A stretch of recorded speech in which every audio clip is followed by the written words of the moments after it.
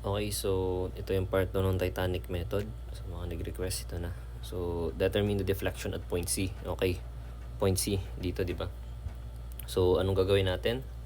Pwede ba natin erekta sa formula? Sige, so ano na ang formula natin? So, point C ito, pwede natin i-consider yung span BC. So, slope sa B. Okay, slope, di ba? Slope, kung anong point na yan, slope.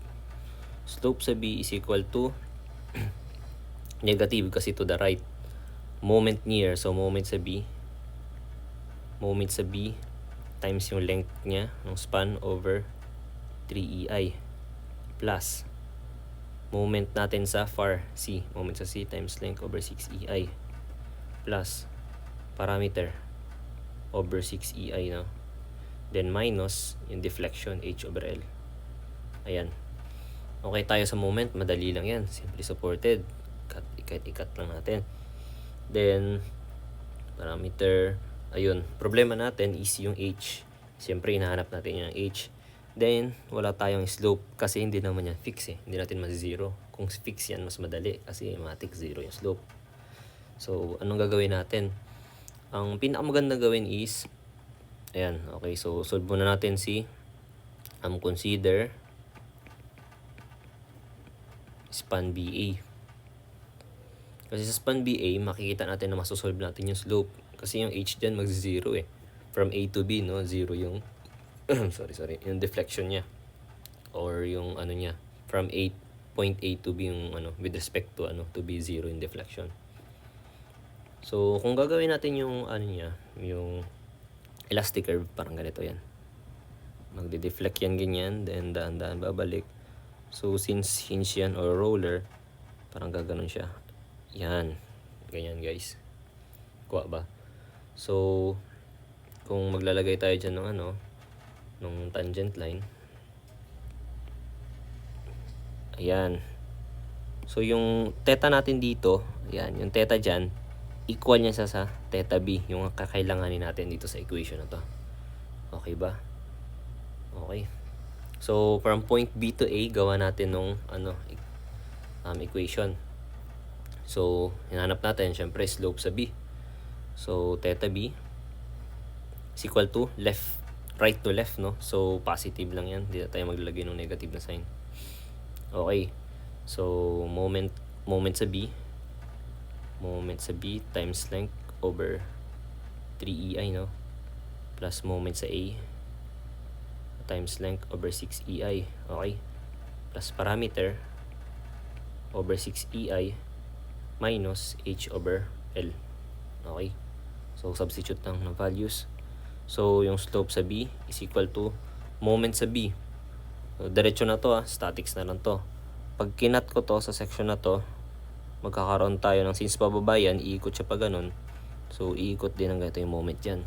So, that is negative, no? So, negative 55, diretso na to. 55 times moment arm 3, no? Okay. Times length. Anong length gagamitin natin? 3 ba? Hindi. Kasi, ang kino-consider kong span is span BA. So, yung length na 9. Yan, ito yung gagamitin natin. Okay? Over 3EI, no? Okay? Plus, anong moment natin sa A? Ano yan endpoint yan. So, walang moment yan. So, 0. Okay? Plus parameter. Sa parameter, din ako mag-integral dyan. Din ako PA over L times L squared minus A squared. Since yung buong span is may distributed load yan, so matik na doon tayo sa formula. Ano lang yan? WL cube over 4, no? So, uluhin nyo na lang yan.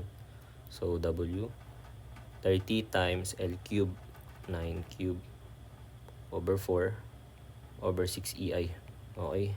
Minus, ano yung natin? Deflection from point A with respect to B. Wala, no? 0.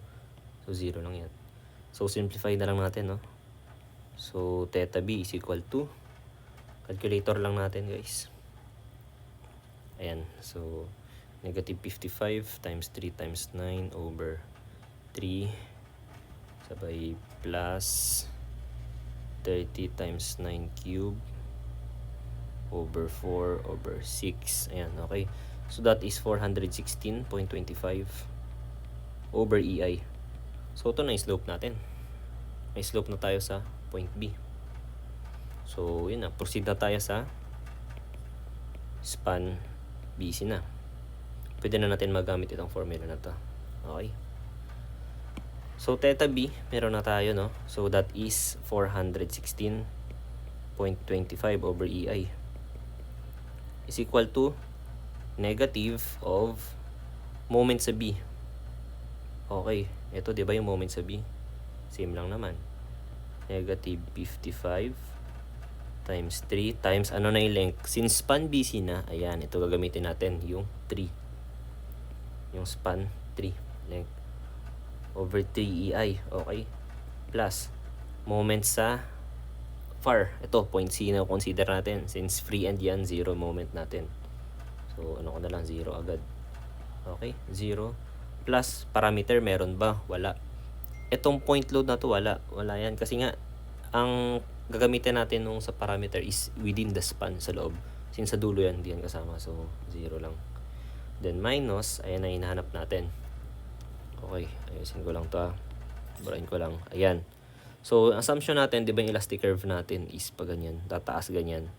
So yung deflection niya is ayan, dito sa taas, tumaas. So H from B, biglang tumaas, positive. So H pa rin yan. H over L, ano yung length natin span? 3. Okay? So simplify ko lang to. 416.25 over EI, okay, is equal to negative of negative, so positive, no? So positive, cancel ko na lang rin to agad. So that is 55 times 3 over EI. So negative of negative, so positive ulit, H over 3. So rewrite ko to, magiging H over, yung meters gawin nating millimeters. So yung, since length yan, 3,000 na yan, is equal to 416, oops, yan, 416.25 over EI. So ito, may multiplier to na, papapansin nyo, kilonewtons, meter ulit. So, pag change natin yan, magta times 10 tayo, raised to 3, ikaso 3, raised to 9 yan. Okay? Then minus, oops, minus 55 times 3 over EI, same, 10 raised to 9. Yan. So, solve for H na lang. So, ayan, meron tayo ditong EI, no? So, that is 200 times 10 raised to 3 times 830 times 10 raised to 6. Okay? Store ko to sa A. Ayan, guys. Store natin sa A. Then, type na natin to sa CalQ. So, that is 416.25 times 10 raised to 9 over A. Then, minus 55 times 3 times 10 raised to 9 over A. Yan, guys. Equal natin. Then, para masolve yung H, times na natin ng 3,000. Ayan. So, ang lalabas na sagot is 4.54 mm na yan. Since positive ang sagot, tama yung assumption natin na pataas. So, yan yung deflection niya sa point C. Okay, so ganoon na siya kadali, guys. So, correct answer is 4.54 mm. So, thank you for watching.